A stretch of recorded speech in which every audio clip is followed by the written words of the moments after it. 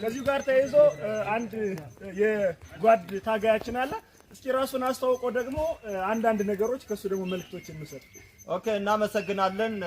እንግዲህ ኢትዮጵያ ውስጥ እየተፈጠረ ያለው ነገር ታውቃላችሁ። የመጣሁት ከክልል 5 ያልተዘመረላት ከ9ኙ ዞን ሊበን ዞን የምትባል ፊልቱ ከተማ ሲሆን ይሄም ማለት ምንድነው? ትላንትና አማራው ባለመታጠቁ ባለመደራጀቱ ተገሎ ተዘርፎ በአገሩ ላይ መኖር እንዳይሆን ተደርጎ አማራ መግደል ጽድቅ የሆነበት ዘመን በመሆኑ የ33 ዓመት የቀይ አብዮተኞች የሰሩት ሴራ መልስ ለመስጠት ዛሬ አማራ ታጥቆ ተደራጅቶ ለሌላው ማህበረሰብ የህልውናውን ጥያቄ እንዲመልስ ጋብዟል።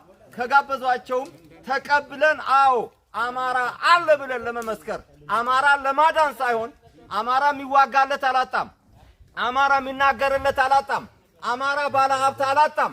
ነገር ግን አማራ ከጠፋ እኛም ስለምንጠፋ ከአማራ ጎን ሆነን በጅምላ ሳንጠፋ አጥፊውን ለማጥፋት አብረን እየታገልን እንገኛለን። መሐመድ ሰማን እባላለሁኝ። የሶማሌ ማህበር ተወላጅ ነኝ። አመሰግናለሁ። ከልብ እናመሰግናለን። ቀጣይ ትግሉ እንደ ኢትዮጵያውያንነትን ለማስከበር ሁሉም በአጠቃላይ በኢትዮጵያ የምንገኝ ሁሉም ብሔር ብሔረሰቦች ትግሉን የጋራ አድርገን ይሄን ሰይጣን አማኝ የሆነውን አብይ አህመድን ከስልጣን ለመውረድ ሁላችንም መታጠቅ መዝመት ይኖርብናል። ቅድም እንደተባለው እንግዲህ አማራ በርካታ በሰው ኃይል ደረጃ ኑሮት አይደለም። ነገር ግን ነገ የተሻለችውን ኢትዮጵያ ለመገንባት ሁላችንም የጋራ ተሳትፎ ማድረግ መቻል አለብን ለማለት ነው። አመሰግናለሁ።